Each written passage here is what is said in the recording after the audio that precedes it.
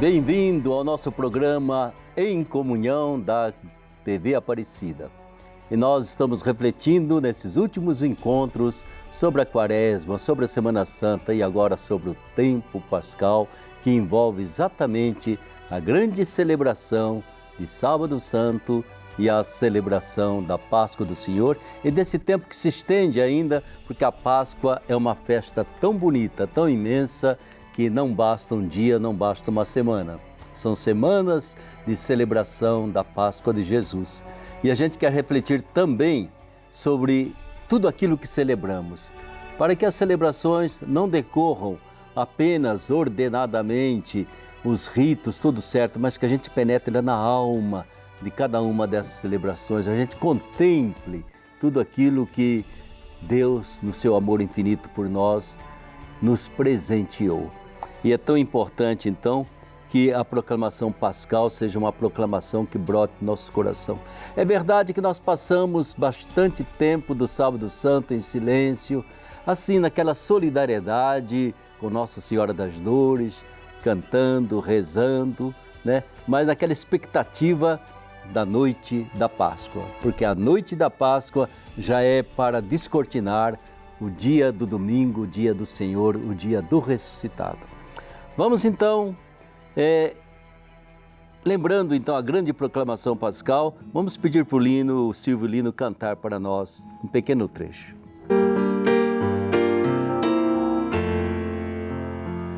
Exulte os céus, anjos triunfantes, mensageiros de Deus desçam cantando, façam soar trombetas fulgurantes e a vitória de um rei anunciando, que a Mãe Igreja alegre-se igualmente, erguendo as velas deste fogo novo, e escutem reboando de repente o aleluia cantado pelo povo. Vem, amigo, vem, irmão, hoje é Páscoa do Senhor. Vem, Senhor Jesus, amém, amém,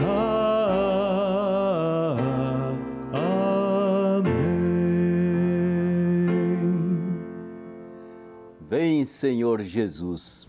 Bem-vindo, Padre Luiz Carlos, mais uma vez, nesse terceiro momento da nossa reflexão. Essa reflexão é muito boa, a gente aprende muito. Graças a Deus. E vamos aprendendo uns com os outros. Também, Padre Bogás, seja bem-vindo mais uma vez. Estamos aí comprometendo você já pela terceira vez. Mas é tão bom escutar você e tudo aquilo que você traz de experiência, de conhecimento, né?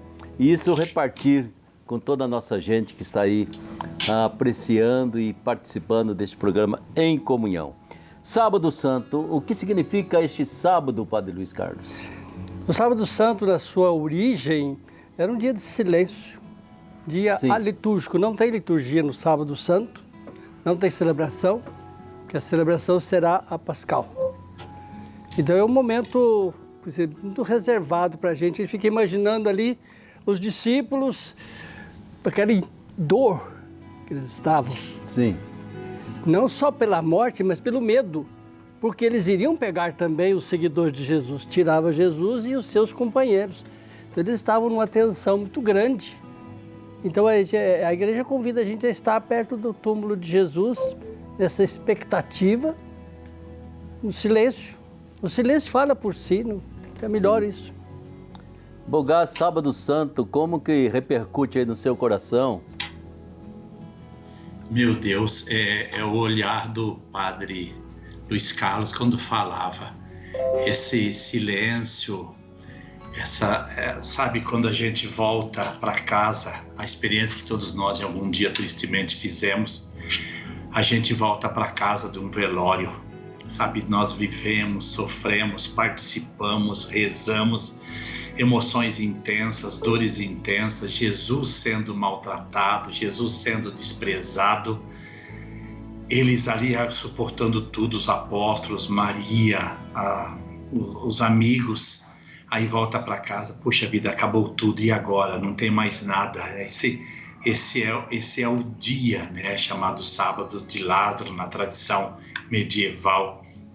O dia litúrgico não se celebra a ceia eucarística, apenas silêncio, jejum, contemplação e esperança. Vou dizer esperança antes que o padre Ulisses fala. E esperança.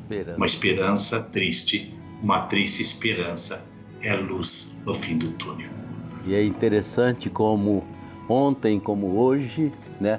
Os sábados santos das nossas vidas, a gente sempre sente a solidariedade de Maria Santíssima, né? Nossa Senhora das dores de todos nós, né?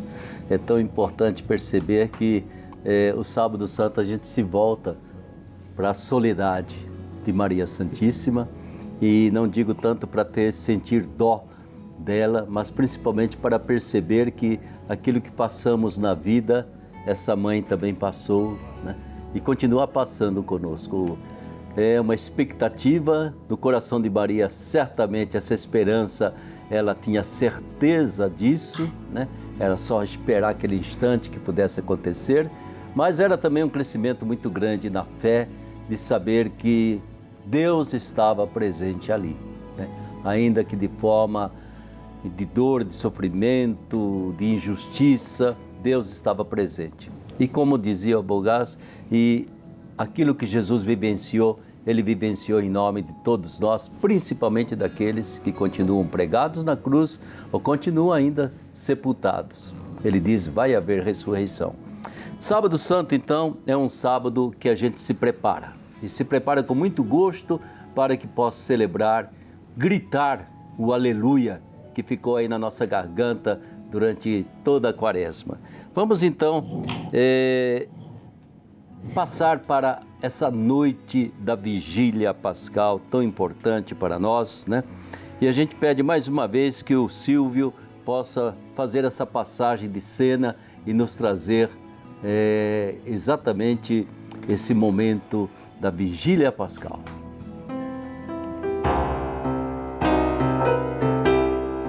Cristo venceu, aleluia, ressuscitou, aleluia.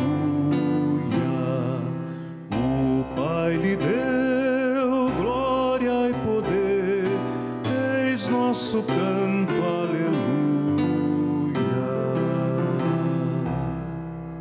Isso, e mais um card para que entremos na vigília pascal, na grande celebração da Páscoa do Senhor, nos vem da carta de São Paulo aos Colossenses, capítulo 3, versículos de 1 a 4.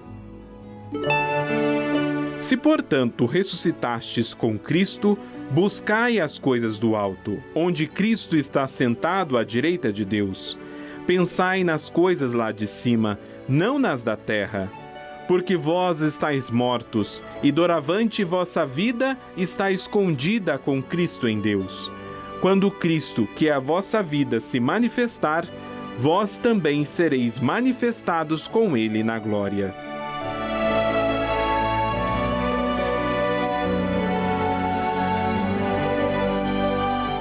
São Paulo é também o grande proclamador da ressurreição de Jesus e de compreender o significado desta ressurreição na vida dos cristãos, das comunidades. Como que esse texto ecoa no seu coração, Bogás? Imagina, se nós estamos crucificados com Cristo, todos nós com Cristo ressuscitaremos. Se nós estamos com Ele nos momentos tristes, também com Ele nós ressuscitaremos. O texto é bem bonito, né? Ele agora está na glória.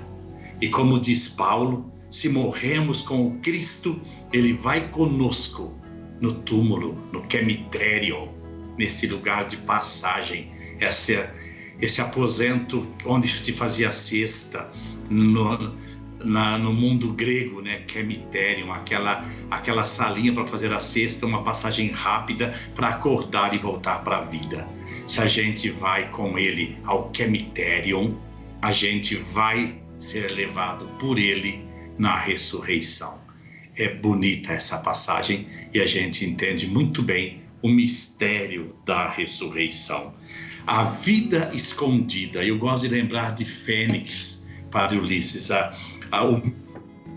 né? Aquela ave que morre, mas quando morre, dentro dela tem o germe da vida, tem a vida que está presente, e aquela vida volta para Deus. Ela se putrefaz, a Fênix, a ave, lá no alto de Heliópolis, da cidade do sol, o paraíso no paganismo, e volta para o seio do Criador.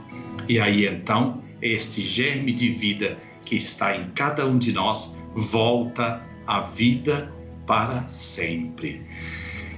É a maior esperança que a gente tem numa rodoviária, é quando a gente se despede e diz, mas a gente vai se reencontrar. A despedida do túmulo é o túmulo vazio. A gente vai se encontrar. Certo.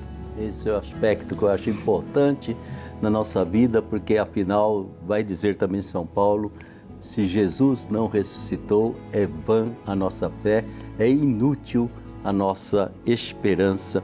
E como é que foi se organizando, Luiz Carlos, esta celebração da Páscoa? Porque praticamente é a raiz de toda a nossa liturgia, né? É a organização prática. Sim. Então, nem quantos que seriam batizados estavam no batistério, lá com o bispo e com as pessoas, os ministros em volta, eles se preparando, e a comunidade se reunia na igreja. E assim, para a noite é preciso acender o fogo, acender a lâmpada. E é bonito isso, que a gente ainda chegou a ouvir isso de o fogo ser feito na pederneira, com pedra batida na outra e a faísca acendeu o fogo, sinal do fogo que sai da pedra. Então esse fogo, e em Jerusalém, como diz a Etéria, que o padre já se lembrou diversas vezes, ela conta lá que todas as celebrações tinham sempre ligação com a gruta. Então tudo ali, mesmo qualquer celebração ali, a última coisa, o bispo dava a bênção da gruta, a partir da gruta. Que era onde estava o corpo de Jesus sepultado, né? Porque depois o Adriano destruiu tudo aquilo, cobriu tudo, aquele lugar, não fez mais do que guardar a lembrança, que aqui é o túmulo de Jesus. É curioso isso. Ele tampou, para ninguém saber, construiu um templo de Júpiter ali, mas todo mundo sabia, ali embaixo está o túmulo de Jesus. Sim. Então, quando veio Santa Helena, então limpou-se tudo aquilo e veio... E nessa celebração se saía, dessa celebração na Páscoa, então, o fogo saía, tem uma lâmpada permanente que saía ali de dentro. Por isso que acende-se o fogo, se prepara o Círio Pascal, belamente apresentado ali, e a redenção é hoje, e ela vai iluminar a beleza da luz. Imaginemos num lugar sem eletricidade, como era antigamente. Então o Círio Pascal tinha todo o vigor de luz. Sim. Então essa celebração vai iluminar. Então começam as leituras. É tão triste ver que as pessoas, nossa, tem tantas leituras hoje. Graças a Deus que tem tanta, que dá para a gente colocar todo o mistério dentro de uma única celebração. É um esforço para a gente recordar a história da salvação, do seu início até a Páscoa do Senhor. Porque a leitura não só ensina, mas ela atualiza o acontecimento. Isso que é importante, né? O padre Bogás, é um paralelo, seria interessante, é um paralelo entre a Páscoa cristã e a Páscoa judaica. Em que as duas se encontram, se aperfeiçoam, se desencontram?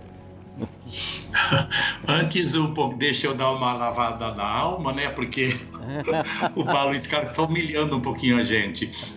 O imperador Adriano, né, foi um imperador atroz contra o cristianismo, não foi o pior deles, tá? O pior deles foi Séptimo Severo, foi o Diocleciano, foi o Nero, mas é ele quem vai destruir, vai cobrir, né? E como diz o padre Luiz Carlos, ele cobrindo, ele protegeu. O imperador Adriano, né? Ele está no começo do século II, e isso acontece no começo do século II. E a Santa Helena, que é a mãe do Constantino, que se converteu no século IV, Edito de Milão, 313, a mãe dele fez descobrir todos os ícones cristãos que estavam cobertos, né? E fez em cada um deles um templo, um monumento, uma coisa assim. Aí ele abriu as portas para a gente entender, né, o padre Luiz Carlos. Primeiro, falando da Vigília Pascal. A Vigília Pascal é composta de 4 partes fundamentais. O fogo, o acendimento do fogo, o Cristo, luz do mundo, né? Eis a luz de Cristo, princípio, meio e fim, alfa e ômega, e o tempo. Então, acendimento do fogo. Aí vem o que ele disse, né, sobre essa quantidade de leituras. E diga para o povo ficar bonzinho que eram muito mais. Por quê? Porque no Pessah judaico, nós celebramos sempre o Pessah judaico na paróquia para entender a ceia nossa, a Vigília Pascal, a mesma celebração. Eles liam a história da salvação a noite inteira. Eles tinham a noite para ler a história da salvação, para entender Deus que entra na história, Deus que transforma o mundo e que participa.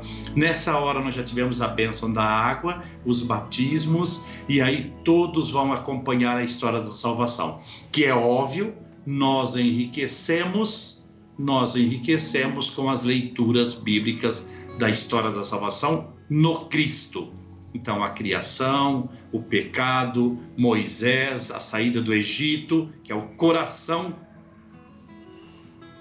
da tradição judaica, da ceia judaica. Aí depois nós vamos fazer essa passagem para o Cristo, que é o coração absoluto do cristianismo, de toda fé cristã. Aí faz essa leitura.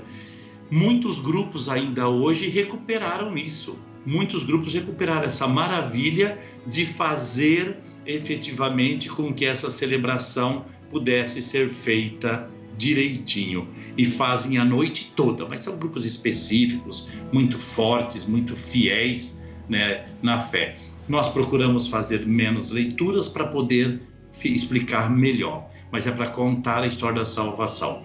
E aí se dá a libertação do Egito, a libertação do cristianismo. Libertação do Egito, da escravidão para a liberdade, a escravidão, a libertação cristã, da morte para a vida.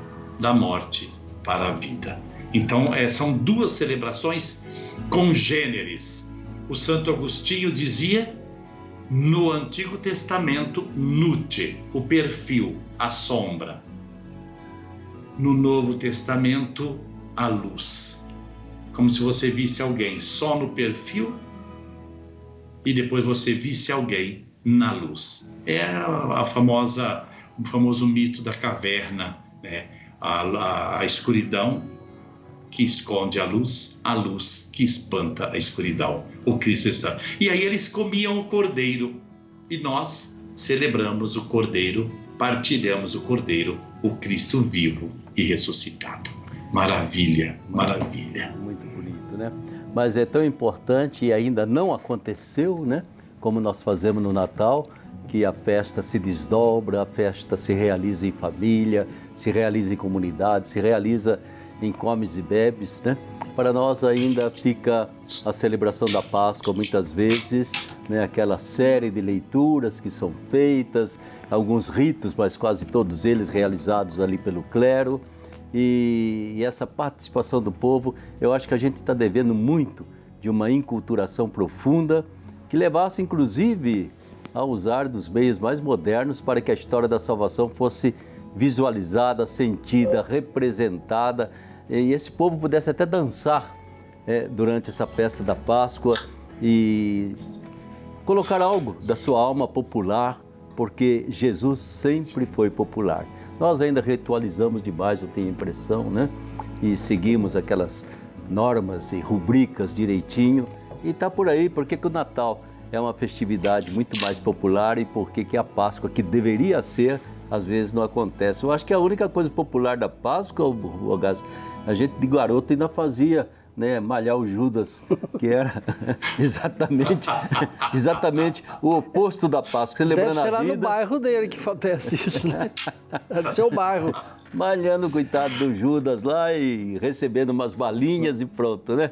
Lá no Tabajara a gente malhava o Judas mesmo, viu? E hoje precisaríamos malhá-lo de novo, viu? Porque tem muitos Judas soltos por aí. Tem razão, né?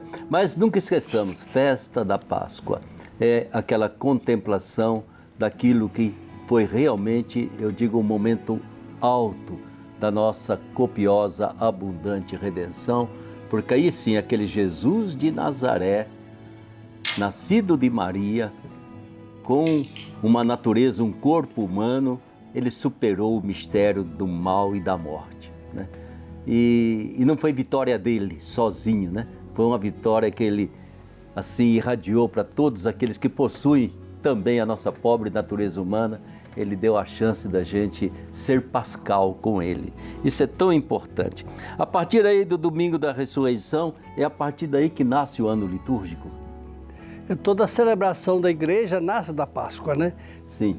A gente celebra uma missa, não tem nada a ver com nada, mas é ali.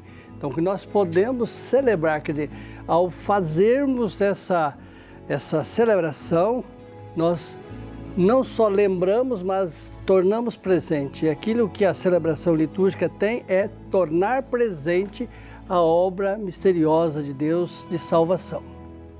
Ou seja, então, por isso, cada celebração é Páscoa. Isso é sempre celebração pascal, e isso é importante. Celebramos até as dores e sofrimentos, mas é celebração pascal, é celebração de vida, é celebração de vida nova, sempre, né? Um pouquinho, Padre Bogás, dessa oitava da Páscoa, porque a Páscoa parece que se alarga, né? E continua, aliás, vai até a próxima quarta-feira de cinzas, mas ela se alarga, principalmente como tempo pascal, entra nesse mistério, algumas celebrações que são feitas, mas pelo menos até Pentecostes, né? Nós estamos ali dentro de um tempo pascal. Como é que se alarga a oitava da Páscoa? É um dia maior também, quando a gente dizia assim, na Semana Santa, quinta-feira, sexta-feira e sábado santo, é uma celebração só, né? Aqui a gente vai repetindo constantemente o domingo da Páscoa. Bacana, muito interessante, né? Eu me lembro que isso virava uma piada quando o padre falava, olha, a Páscoa não é só hoje, a Páscoa é todo dia. E nós éramos meninos no seminário e pensávamos, puxa vida, vai ter chocolate todo dia daqui para frente, né?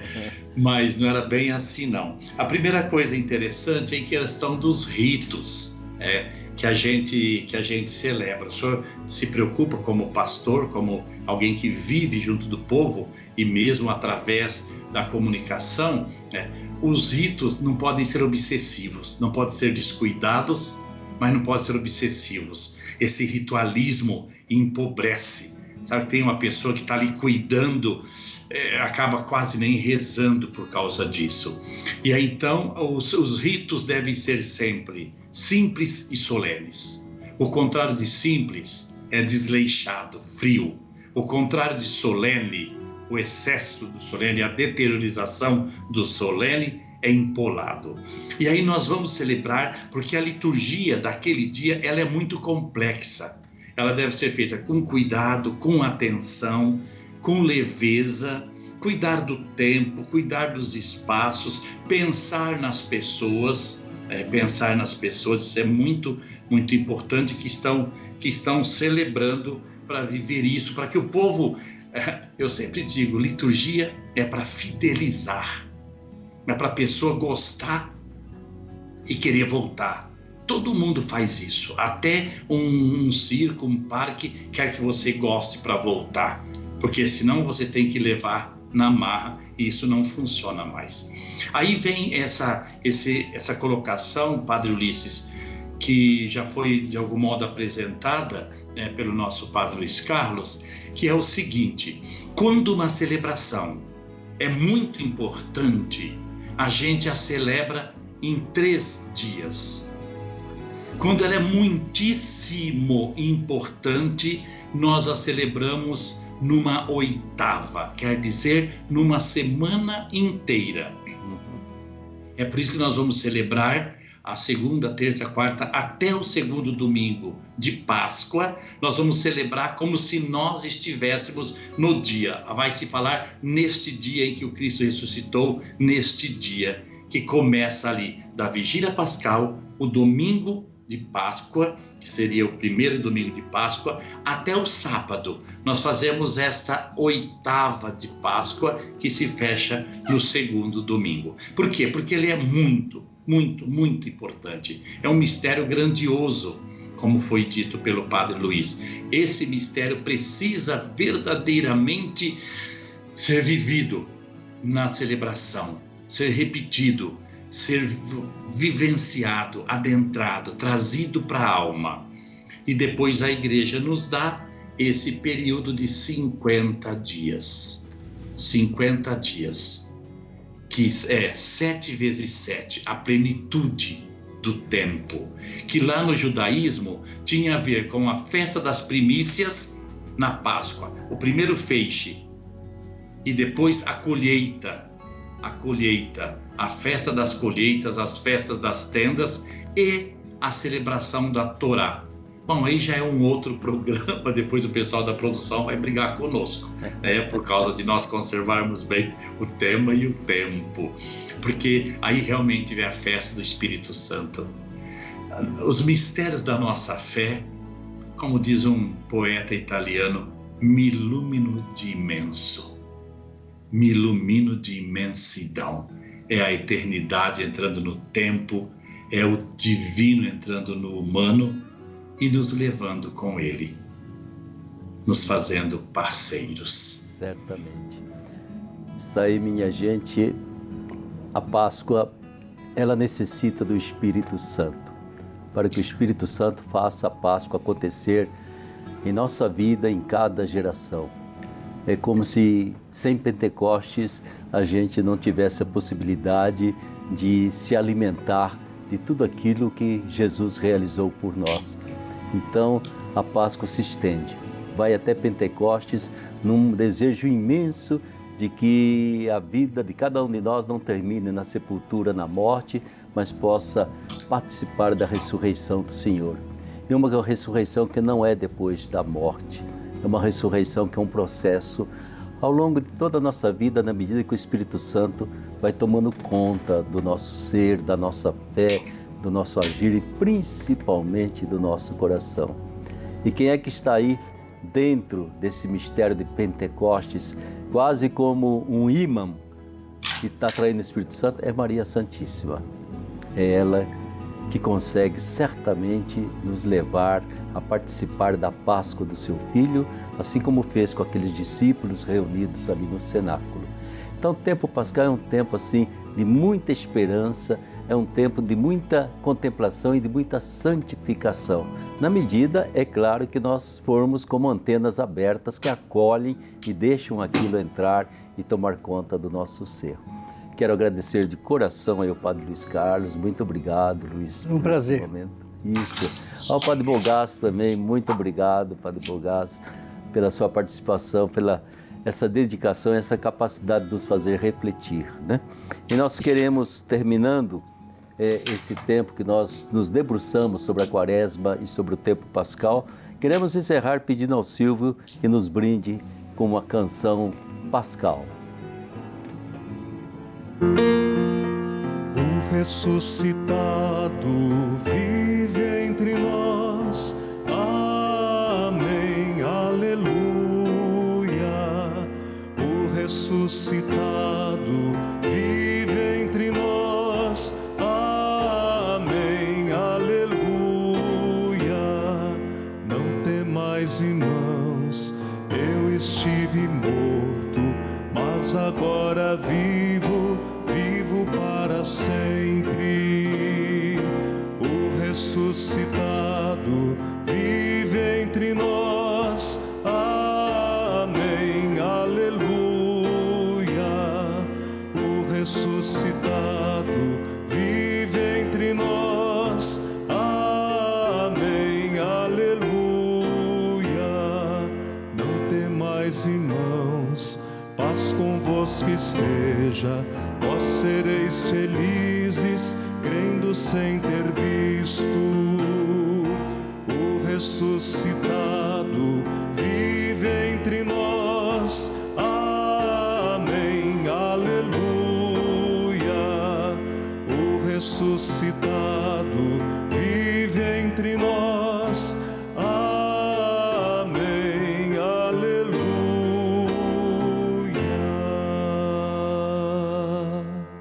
Um imenso abraço de Feliz Páscoa para você, meu irmão, para você, minha irmã. Que a paz de Jesus esteja no seu coração, que a ternura de Maria tome conta de todos vocês e até a próxima semana, se Deus quiser.